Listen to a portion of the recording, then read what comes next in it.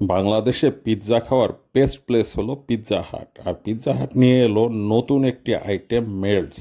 তাই melts try করতে আমরা চলে গেলাম ধানমন্ডির পিৎজা হাটের আউটলেটে। তো আমরা অর্ডার করলাম ক্লাসিক মেল্টস, যেটা সিঙ্গেল ছিল, এবং বারবিকিউ মেল্টস, যেটা ডবল ছিল। ডবল মেল্টসের সাথে ছিল চিলি সস, যেটা অনেক অনেক ভালো লেগেছে আমার। তো টেস্ট করে দেখা যাক। খুবই জুসি এবং মজার মনে হচ্ছে দেখে। তো খেয়ে যেটা প্রথম বাইটে আমার মনে হলো যে পিৎজার মতোই, কিন্তু একটু অন্য টেস্ট।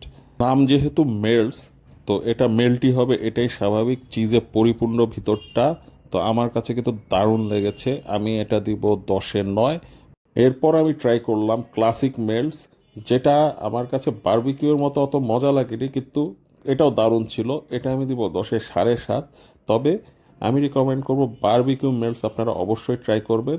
সো সবাই ভালো থাকবেন, আসসালামু আলাইকুম।